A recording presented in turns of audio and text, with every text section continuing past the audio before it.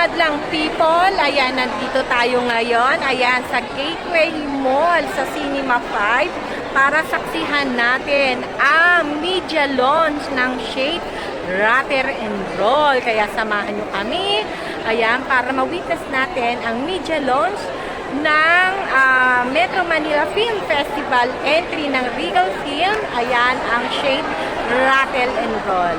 Ayan, update ko kayo later.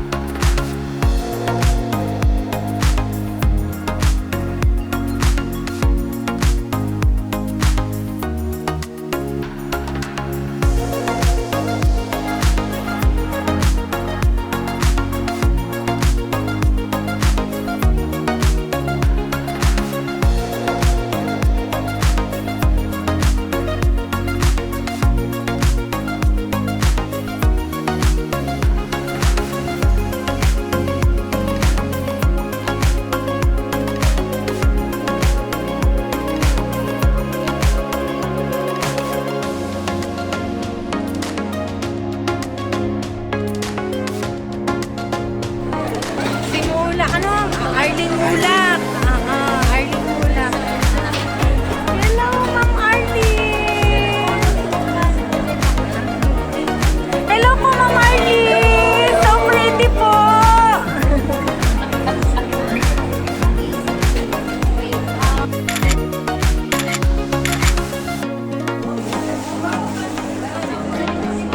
Ma'am Annabelle.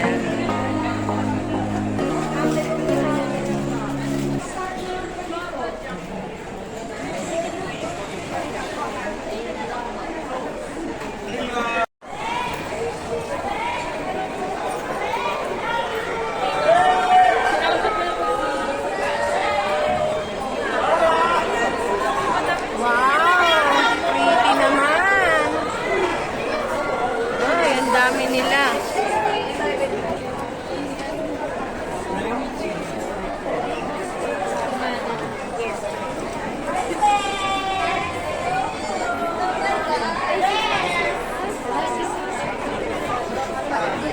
Hi, Sasas,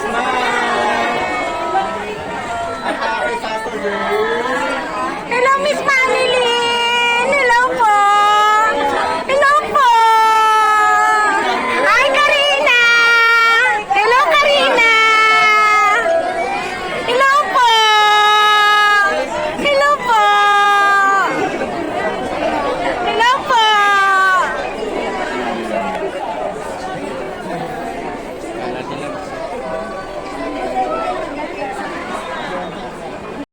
Picture na!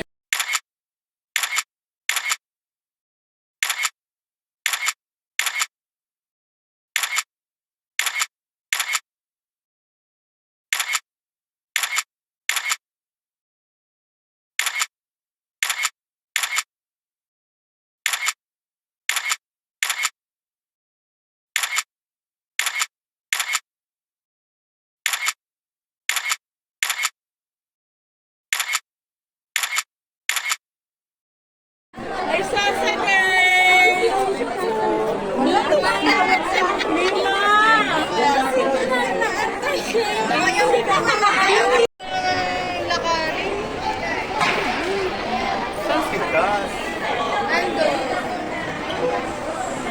Ashley. Richard. OMG!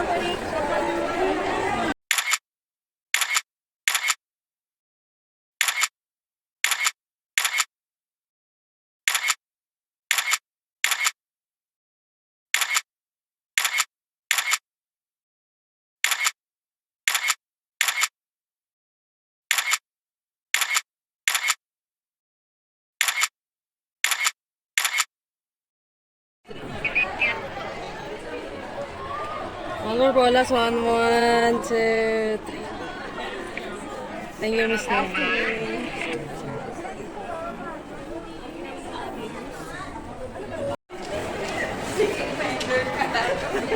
Aureliano, Justin. Pogi naman!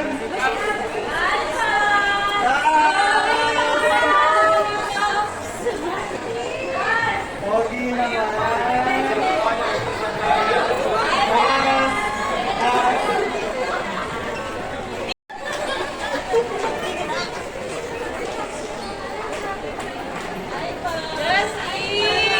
Justin!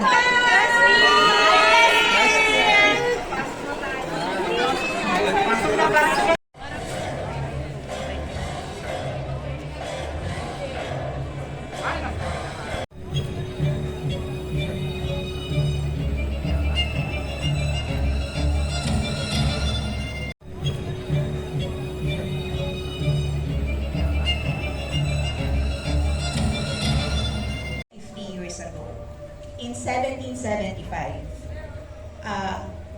wherein a holy place is attacked by an evil force.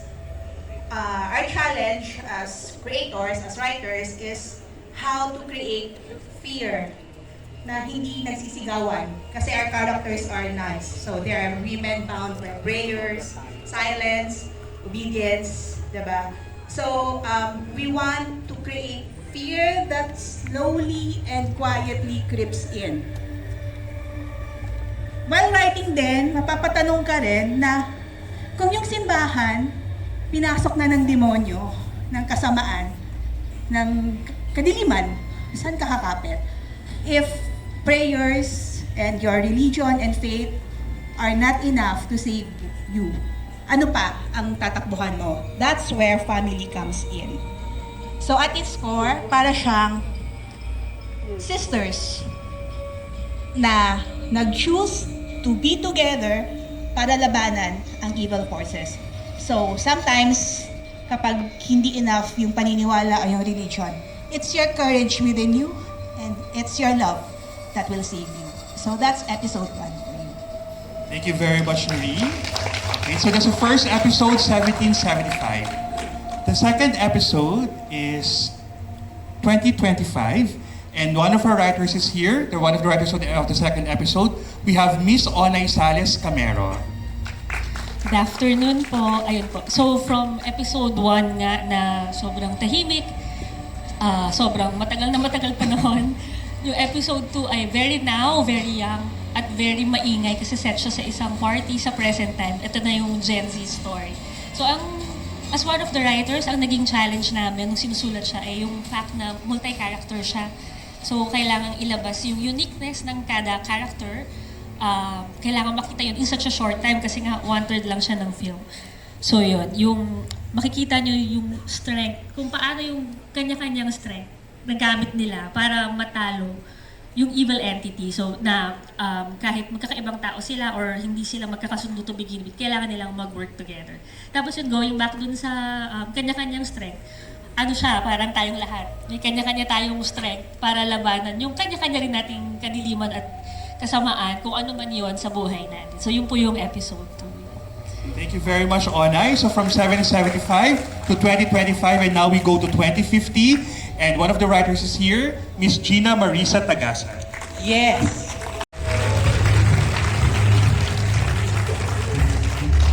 Good afternoon, everyone. Nice to see everyone here.